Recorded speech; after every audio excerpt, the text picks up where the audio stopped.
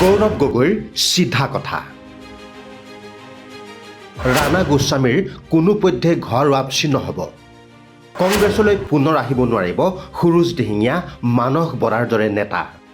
বিপদৰ সময়ত দল এৰি বিজেপিলৈ যোৱা নেতা কোনোপধ্যেই ঘূৰি আহিব নোৱাৰিব কংগ্ৰেছলৈ।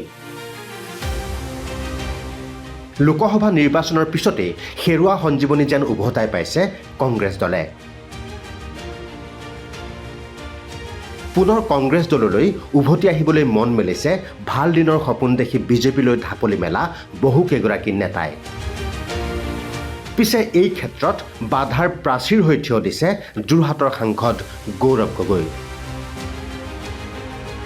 কোনোপধ্যেই দললৈ উভতিব নোৱাৰিব বিপদৰ সময়ত দল এৰি বিজেপিলৈ যোৱা ৰাণা গোস্বামী, সুৰুজ দিহিঙীয়া, অনুজ বৰকটকী, মানস বৰাৰ দৰে নেতা। তথ্য অনুসৰি ২৬ৰ বিধানসভা নিৰ্বাচনৰ প্ৰতি লক্ষ্য ৰাখি পুনৰ কংগ্ৰেছ দললৈ উভতি আহিবলৈ মন মেলিছে ৰাণা গোস্বামীহঁতৰ দৰে নেতা। সেই হিচাপে প্ৰদেশ কংগ্ৰেছৰ সভাপতি ভূপেন বৰাৰো এই ক্ষেত্ৰত নাই বিশেষ আপত্তি। কিন্তু এইসকল নেতাক পুনৰ দললৈ আদৰি আনিবলৈ মুঠেই আগ্ৰহী নহয় সাংসদ গৌৰৱ গগৈ। ইফালে বিজেপিৰ বহুকেইজন প্ৰাক্তন বিধায়ক, সাংসদে কংগ্ৰেছত যোগদান কৰিবলৈ সঘন যোগাযোগ অব্যাহত ৰাখিছে। খবৰ অনুসৰি APCCৰ উপ-সভাপতি ৰামপ্ৰসাদ শৰ্মাই লৈছে এই ক্ষেত্ৰত বিশেষ উদ্যোগ।